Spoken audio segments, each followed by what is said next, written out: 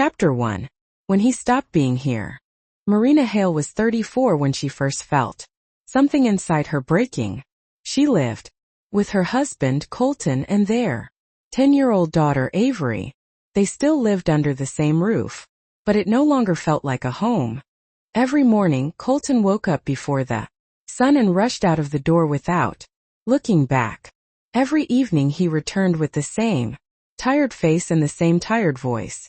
He walked in fast, dropped his bag and said, "I have work." Marina watched him and felt a slow pain in her chest.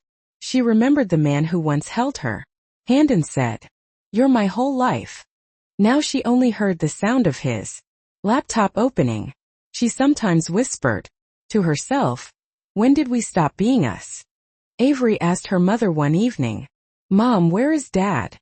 It was such a small question, but it broke Marina again. She said softly, "He is at work."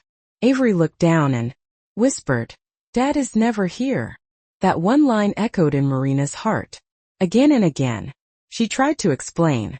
She said, "He works hard for us. He wants a good life for the family." But Avery did not smile. She said, "I don't want a good life. I want my dad." Marina felt her throat tighten. She wanted to say something, anything, but she had no words. She knew her daughter was right. She also knew her husband had changed, and she no longer understood why. Many nights Marina picked up her phone and called him. She said, "Please come home early tonight. We miss you." He always said the same thing. "I can't. I have deadlines. I'm doing this for our future." Marina listened, but she always asked herself, is it really for us, or is he running from us? She remembered the early years of their marriage. She remembered the dinners, the laughter, the slow talks, the dreams they shared. Now they lived like three strangers who only crossed paths but never met each other's eyes. One night when the silence felt too heavy, Marina stood at the doorway and watched Colton sitting on the couch with his laptop.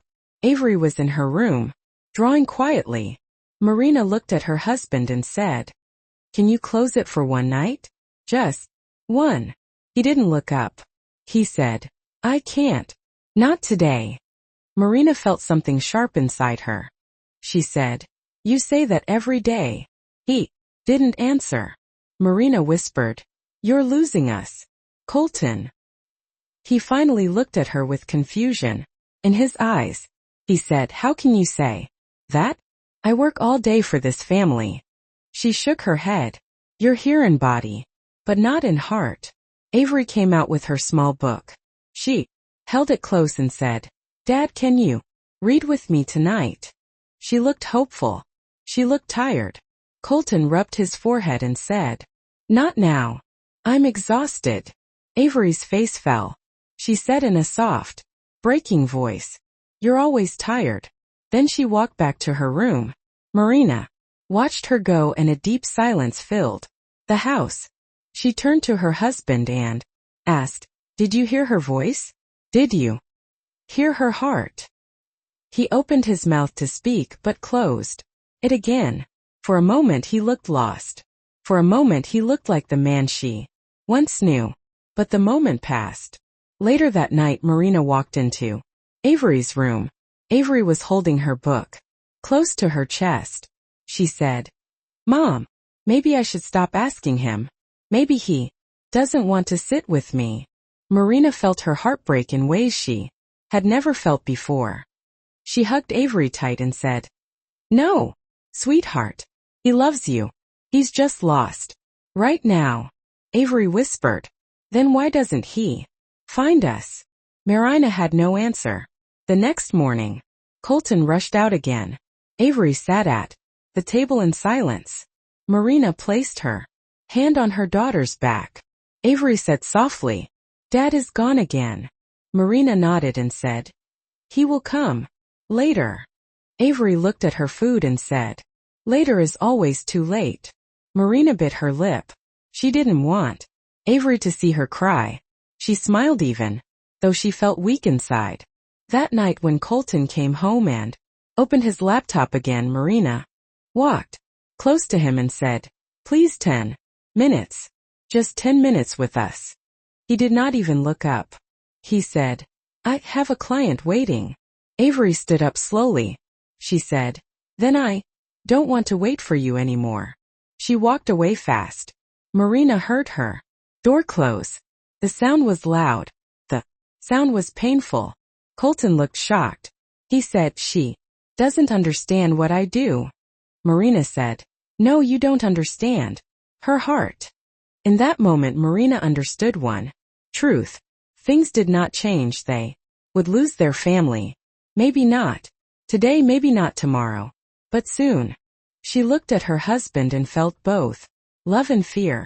She whispered, "Please don't let us become strangers." He stared at her but said nothing. This was the beginning of a storm inside their home, the beginning of a silence that could break or save them. Marina knew nothing would be the same again after this night. Like, subscribe and share. Read this story and many more on our website, bookieshangenlish.com. Link in the description. Chapter 2. A Daughter's Quiet Hurt. Avery woke up the next morning with a quiet face. She sat at the table with her cereal bowl, but she did not touch it. Marina watched her and felt a strange fear. She asked softly, "Sweetheart, are you okay?" Avery nodded, but her eyes looked tired. She whispered, "Dad left before I woke up." Marina said he had to go early today, but even she did not believe her own words. Avery looked down and said, "He didn't even look at me yesterday." Marina tried to smile, but her hands trembled. She said, "He loves you." Avery answered, "Then why doesn't he act like it?" That one question cut deeper than anything. Later that day, Marina noticed Avery sitting quietly on the couch, hugging her small book. She didn't ask to read with her mother. She didn't ask anything. Marina sat next to her and said, "Talk to me." Avery kept her eyes on the book and whispered, "Mom, when Dad looks at me, it feels like he sees through me." Marina closed her eyes for a moment because she felt the weight of those words. She said, "You are not invisible, Avery. You are the best part of him." Avery shook her head and said, "But he doesn't see me." Her voice was small. It felt like her heart was shrinking. When evening came, Marina tried to distract her daughter. She said, "Let's draw together." Avery shook her head. "I don't feel like it." Marina offered games, a walk, a small dessert, but Avery just said, "No, Mom, not today." Marina watched her and felt helpless. This wasn't a loud pain. This was a quiet hurt, the kind that grows slowly and then lives inside you forever.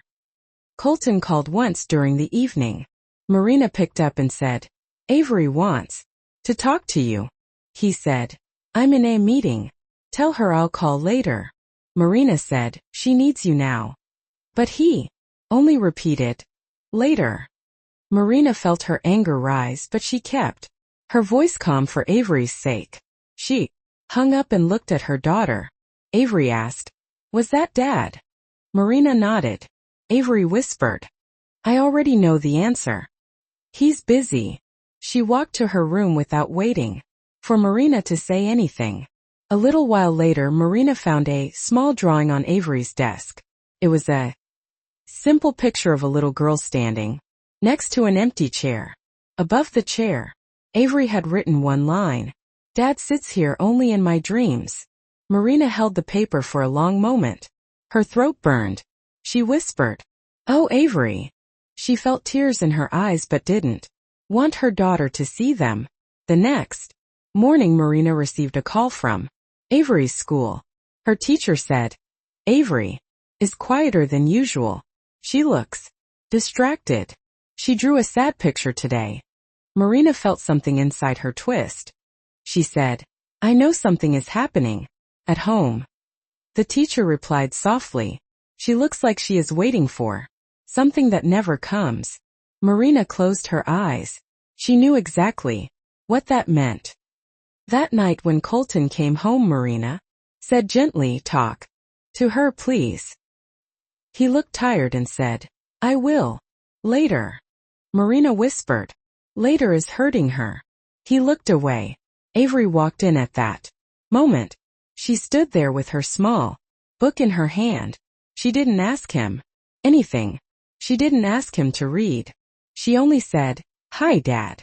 In a soft voice he said, "Hi." Without looking at her, Avery nodded and walked to her room. Marina watched every step she took, and every step felt like a quiet goodbye. When Marina entered Avery's room, Avery was sitting on her bed. She said softly, "Mom, I think I should stop expecting things. It hurts less that way." Marina sat beside her and said, "Don't talk like that." Avery shrugged and whispered, "I don't know what else to do." Marina held her hand and said, "You deserve love. You deserve time. You deserve to be seen." Avery asked, "Then why doesn't he see me?" Marina felt something heavy in her chest. She whispered, "Sometimes adults forget what matters." Avery said, "But I'm not an adult. Why should I suffer for what he forgets?" Marina hugged her gently. Avery rested her head on her mother's shoulder and said, "Mom, I don't want to be brave anymore." That one line broke Marina open. She stroked her daughter's hair and whispered, "You don't have to be. I'm here." Later that night, Marina sat alone in the living room holding Avery's drawing. She looked at the empty chair in the picture and felt like she was staring at the truth of their family. She whispered, "Please, Colton," before she stops waiting. She didn't know that nearby Avery was awake listening. The child who used to run to the door now listened for pain instead of hope. The chapter ended with Marina standing at Avery's door, watching her daughter sleep with her book still in her hand. Marina whispered into the darkness, "This cannot continue. Not like this." She knew chapter 3 would not bring peace.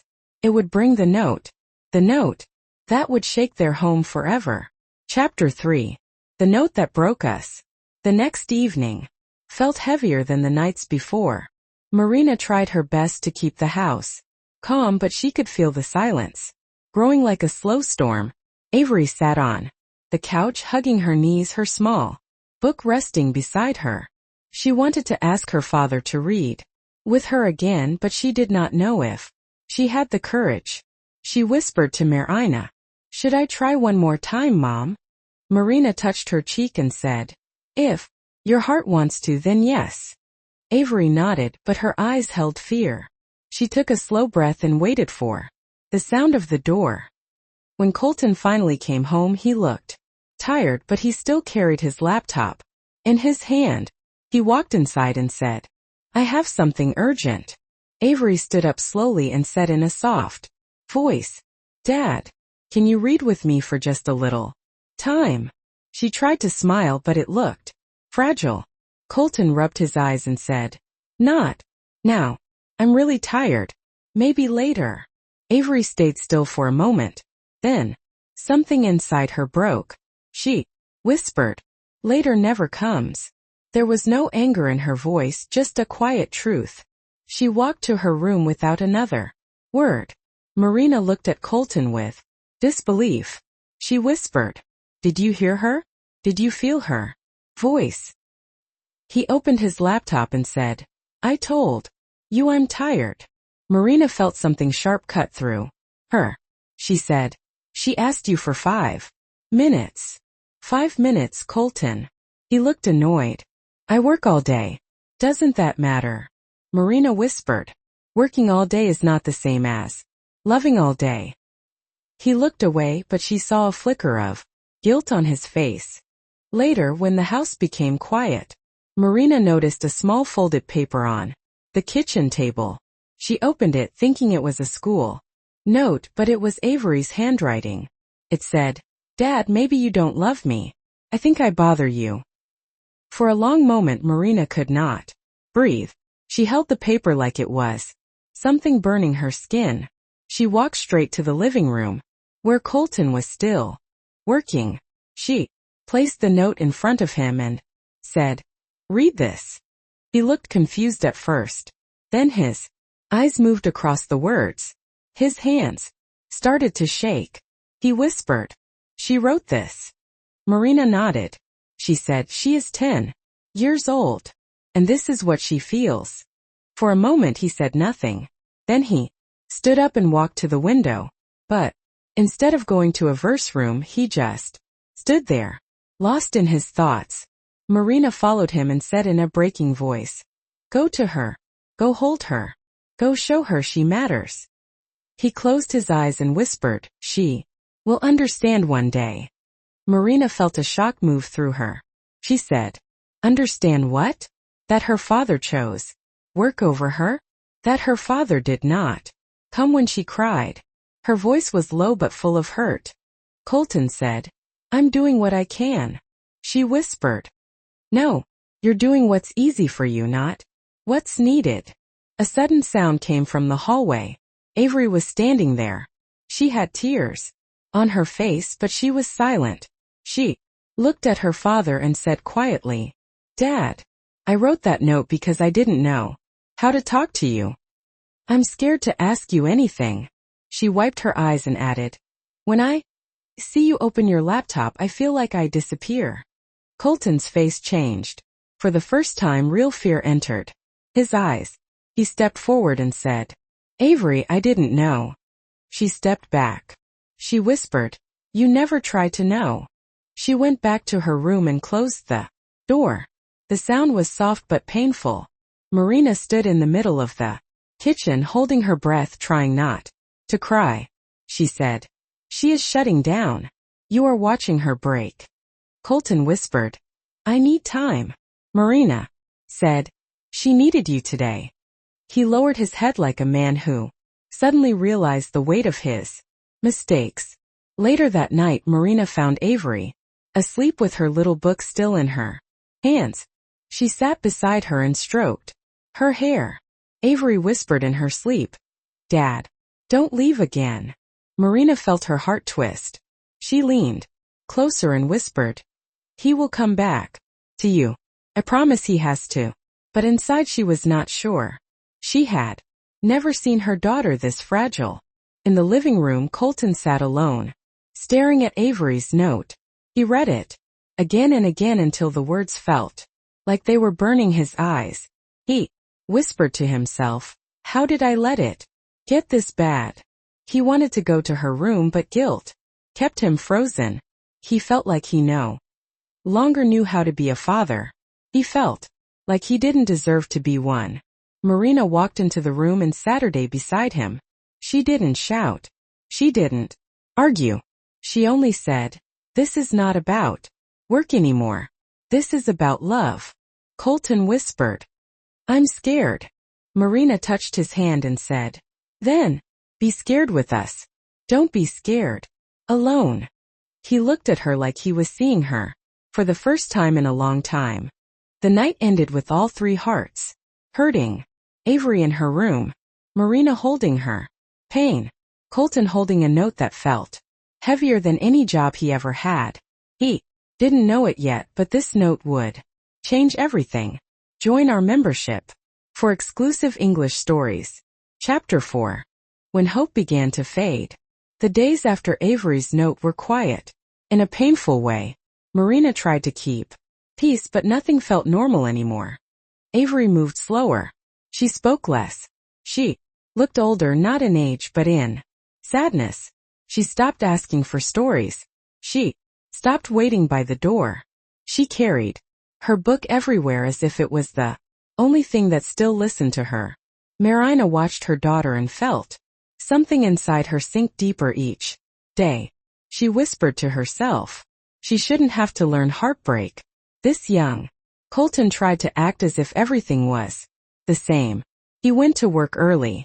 He came home late. He picked up his laptop before he even removed his shoes. But Marina could see the change in his eyes.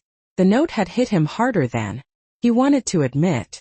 Sometimes he stood outside Avery's door and raised his hand like he wanted to knock, but he always lowered it and walked away. He looked like a man who wanted to reach out but didn't know how to start. Marina wanted to push him, but she also knew pushing might break him more. She whispered, "You don't need to be perfect. You just need to show up." One evening Marina cooked his favorite meal. She thought maybe food could create a small moment of togetherness. She placed the plates on the table and waited.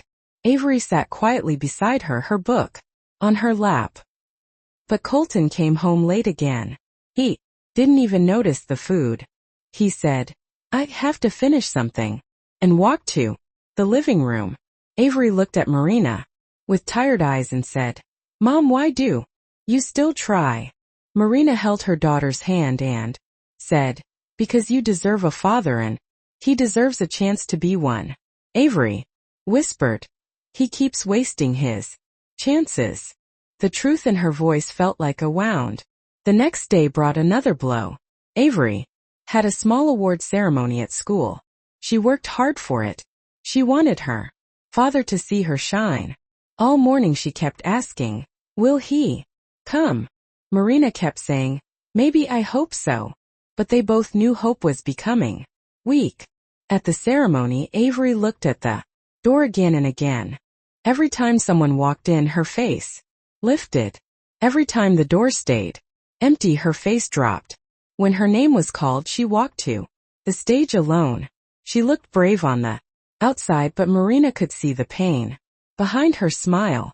After the ceremony, Avery held her award tightly against her chest. She said softly, "It's fine, Mom. I'm used to this." Marina felt her heart twist. A child should never have to say those words. When they came home, Colton was sitting on the couch with his laptop open. He looked up and said, "How was it?" Avery looked at him for a long moment. Then she simply said, "It didn't matter," and walked to her room. Colton watched her go, and for the first time Marina saw fear on his face. He asked softly, "Did she mean that?" Marina whispered, "Yes, and she learned it from you." That night Marina found Avery asleep on top of her bedspread. She was holding her award like it was something fragile. Marina stroked her hair and whispered, "You deserved a cheering crowd." Avery didn't wake, but her fingers moved gently around her award as if she was still waiting for someone to clap.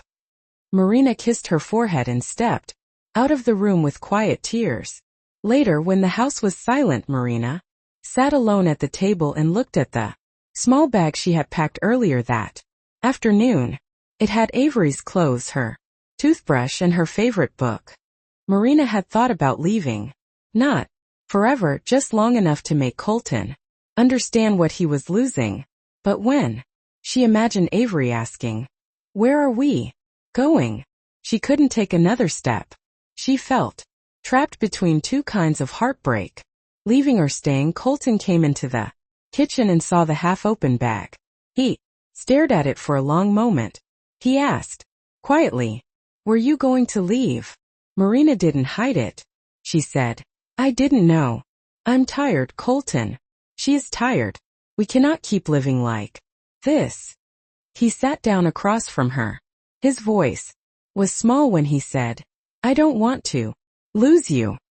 Marina whispered, "Then act like it, because right now you are losing her first." Something in his face cracked. He closed his eyes and said, "I don't know how to fix this." Marina leaned forward and said, "Start by being here. Not tomorrow. Not someday. Today." He nodded, but she could see doubt in his eyes. He was a man who had forgotten how to be present, and Avery was a child who had learned to stop asking. Later that night, when Marina walked into the living room, she found Colton sitting on the floor with his head in his hands. The laptop was closed beside him. He said softly, "I don't even know when I became this person." Marina said, "Then become someone else. Someone she can love again without fear." He looked at her with red eyes, and she realized he was breaking too, only in a quieter way. But hope was weak. Avery was slipping away. Marina felt like they were standing at the edge of something very dark. She didn't know if the next chapter would save them or break them completely, but she knew something had to change soon, before Avery stopped waiting forever. Chapter 5. The day everything cracked. The next morning began with something Marina was afraid of but expecting. Avery woke up with a cold face and a warm forehead. She looked weak, her voice soft as she said, "Mom, I don't feel good." Marina touched her cheek and felt the heat. She whispered, "You have a fever, sweetheart." Avery nodded and said, "Can Dad stay home today?" That one question made Marina's heart tighten. She said softly, "I'll call him." But she already knew the answer. When Marina called, Colton sounded rushed. He said, "I can't come. I have an important meeting." Marina closed her eyes and whispered, "She needs you." He repeated, "I'll check on her tonight." Marina didn't argue. She only said, "Tonight is far away for a sick child." But he didn't hear the pain in her voice. When she hung up, Avery asked, "Is he coming?" Marina sat beside her and said, "Not right now." Avery whispered, "I didn't think so." There was no anger, only a quiet truth. That hurt more. That afternoon, while Marina made soup, Avery lay on the couch with her book. She wasn't reading. She was only holding, like something familiar. Marina knelt beside her and said, "Close your eyes. Rest." Avery nodded. Before drifting off, she whispered, "Mom, did I do something wrong? Is that why Dad never has time?" Marina felt tears rise. She held her daughter's hand and said, "No, baby. You didn't do anything wrong.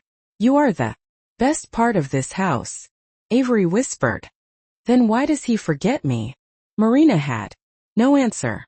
In the evening, a call came from Avery's school teacher.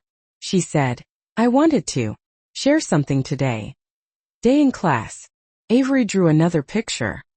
It was a small girl sitting alone with her head down. Marina sat still and whispered, "She is hurting more than she shows." The teacher replied gently, "Children hide pain in drawings when they don't know how to say it." Marina thanked her, but her voice shook. When she hung up, she felt tears fall. She whispered to herself, she shouldn't be learning heartbreak at. Colton finally came home late at night. He walked in and saw Avery sleeping on the couch, her small body curled tightly. He looked at Marina and asked, "How is she?" Marina stared at him and placed the new drawing in his hands. She said, "This is how she is." He looked at the drawing. His face changed. His hands trembled. He whispered, "She drew this." Marina nodded.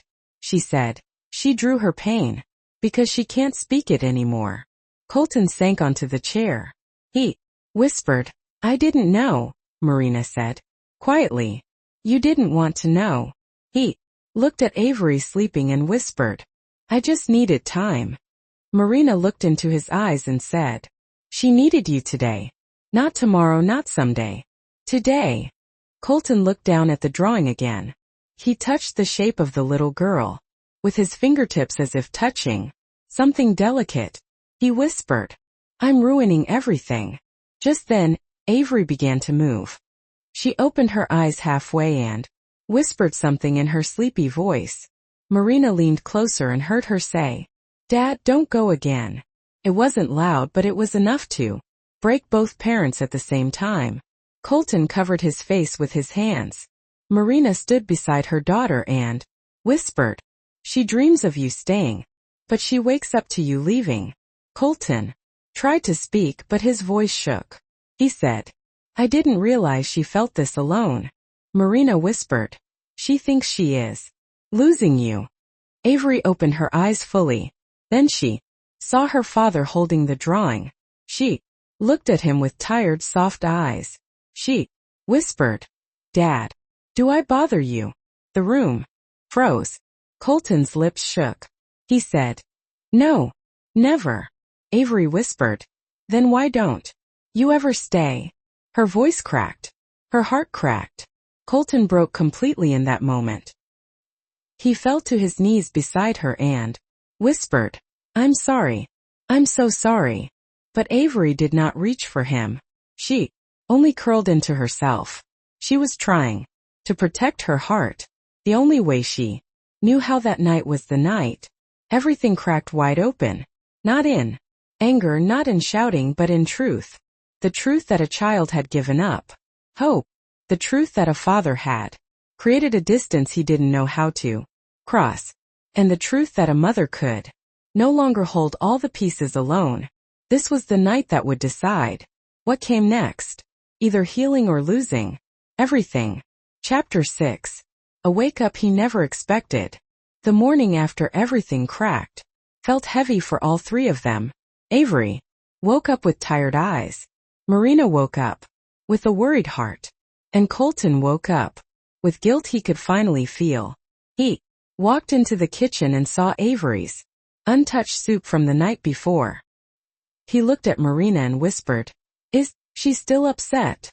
Marina's voice was soft but firm. She said, "She is not upset. She is hurt."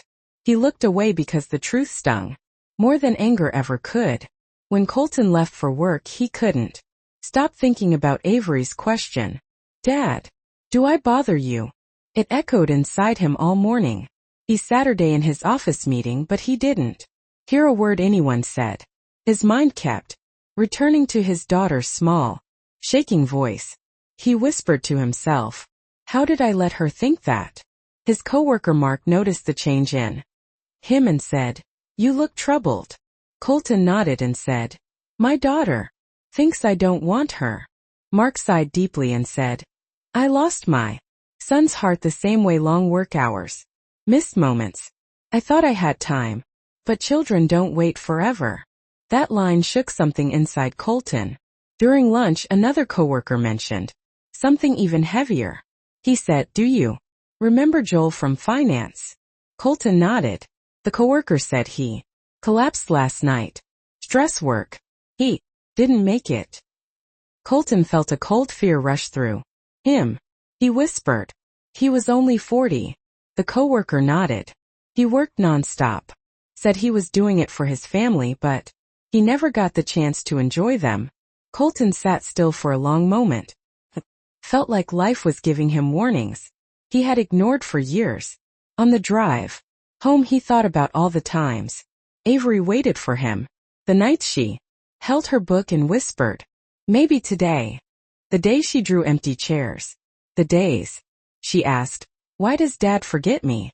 He felt tears rise. He wiped them quickly because he was not used to crying, but he could not stop.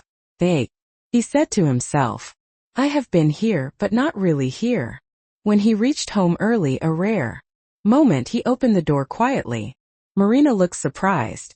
She said, "You're home early." Colton nodded. I needed to be." He looked around and asked, "Where is she?" Marina pointed to the hallway. "In her room." She refused to come out. His heart sank. He walked toward Avery's door and stood there.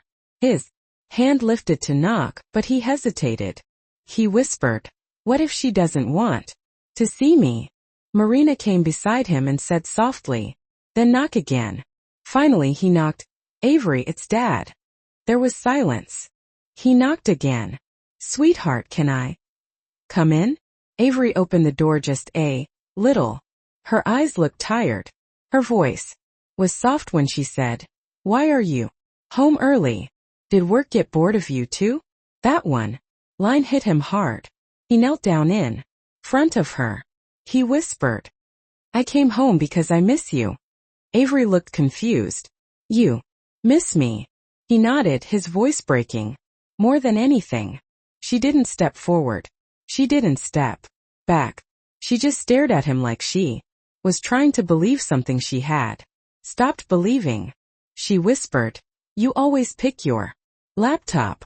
He said, "Not today. Not anymore." His voice shook, but it was honest. He reached for her hand slowly. She didn't pull away. She only asked, "Dad, are you lying to make me feel better?" He shook his head quickly. No, I'm telling you what I should have told you years ago. He lifted her into his arms. She rested, her head on his shoulder in a slow, uncertain way. She whispered, "Please don't go again." He held her tighter and said, "I won't. I promise." When he walked out with Avery in his arms, Marina stood by the doorway and watched them. Her eyes filled. But this time the tears felt different. They were tears of hope mixed with fear. Because hope can be fragile when it arrives late. Later that night, Colton closed his laptop and placed it inside a drawer.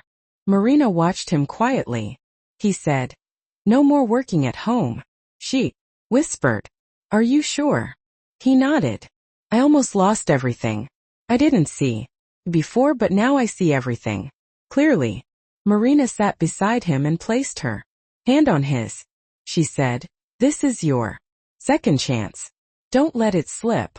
He nodded again. "I won't. Not this time." For the first time in a long time, their home felt like it had taken a small breath. A slow, hopeful breath, the kind that says, maybe healing can begin. Join our membership for exclusive English stories. Chapter 7.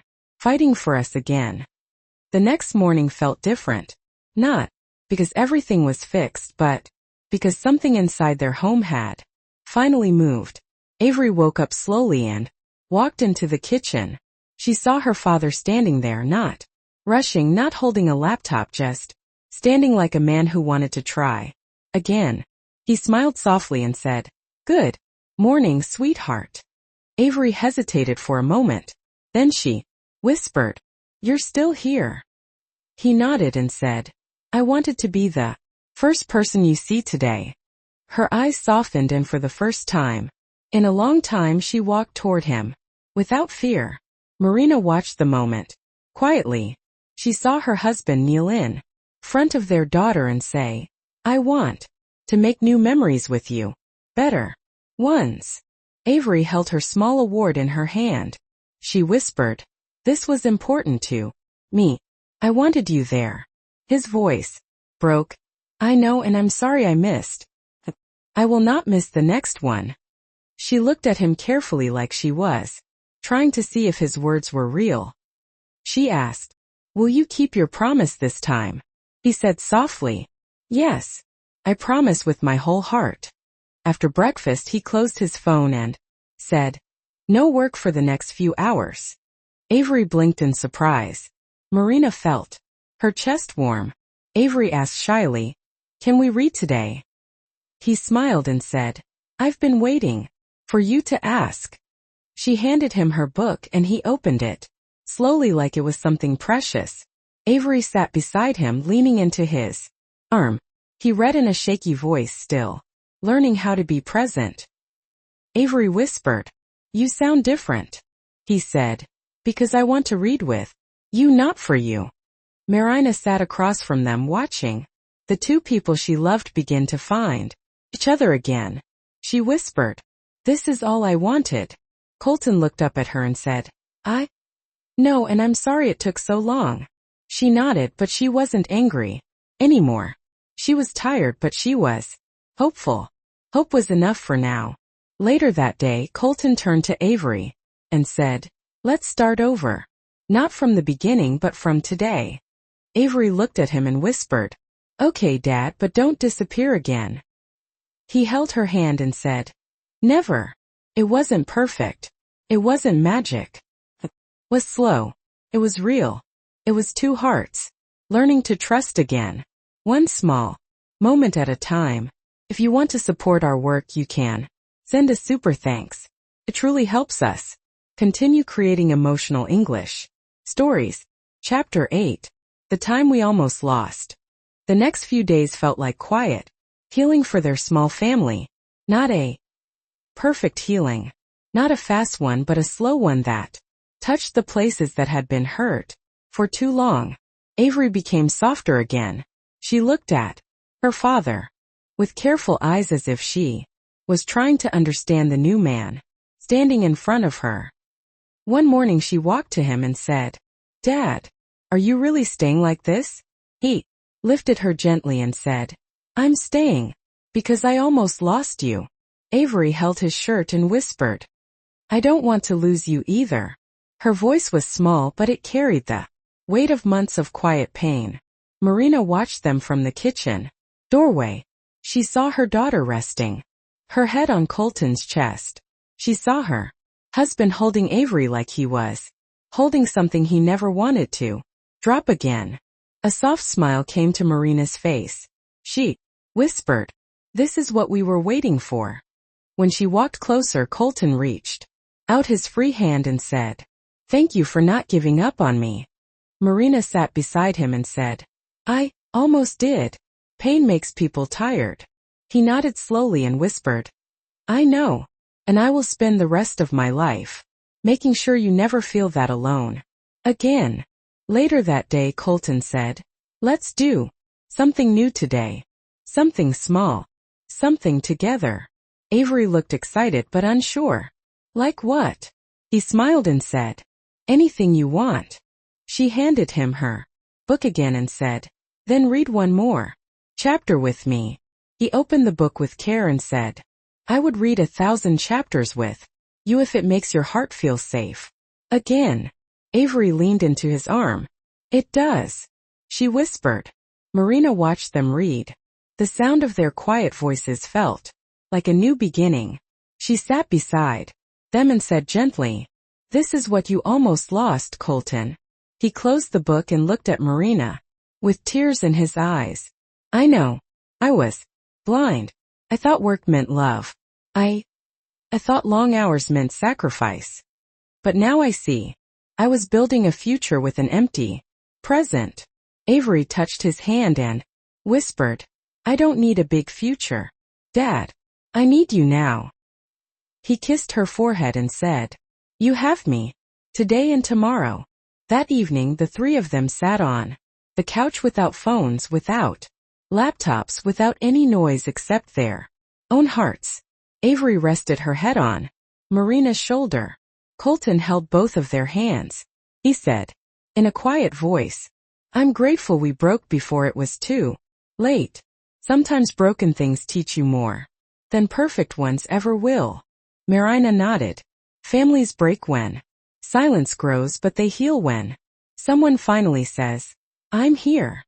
Avery whispered, Then stay here, Dad. He smiled softly. Forever, sweetheart. When night came, Colton walked Avery to her room. She held his hand tightly. She whispered, Dad, thank you for coming back. He kissed her hair and said, I didn't come back, Avery. I finally woke up. She smiled and closed her eyes. For the first time in many months she slept without fear. Marina stood by the doorway as Colton walked toward her. She took his hand and whispered, We almost lost everything. He nodded and said, But we didn't. She leaned her head on his shoulder. Time doesn't return, she said. He held her close and whispered, That is why I'm here before it slips away again. And so their family began again. Not from the beginning. Not from the past, but from the moment. They realized love needs presence more than anything else. They almost lost each other. But sometimes almost is the miracle that saves what truly matters. The end.